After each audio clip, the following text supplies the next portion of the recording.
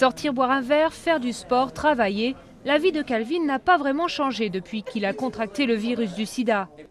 À 32 ans, il contient les effets de la maladie depuis 3 ans grâce aux antirétroviraux. Il a été contaminé par son ancien compagnon.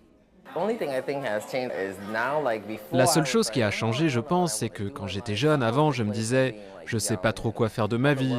J'étais très sûr de moi, le monde m'appartient, si je perds du temps, si j'ai la flemme, c'est pas si grave. Mais maintenant, c'est différent, je ne fais rien au hasard.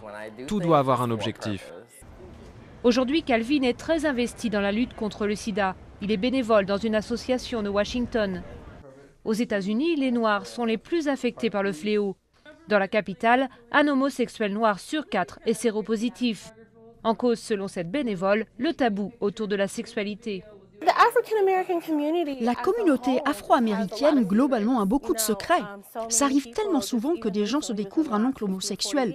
Tu ne sais pas que ton oncle gay est gay jusqu'au jour de sa mort. Et là, tu te dis, c'est qui ce type assis au premier rang? C'est son compagnon?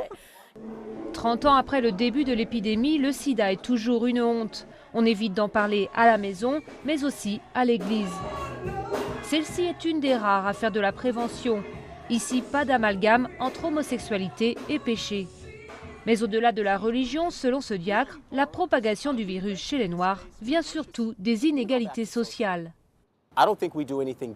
Je ne crois pas qu'on soit différent, mais je pense que notre communauté, surtout dans les quartiers pauvres, n'a pas accès aux mêmes informations et aux mêmes services, par exemple au niveau médical, que dans d'autres endroits de la ville. Un manque d'information et peut-être un rejet profond de la maladie.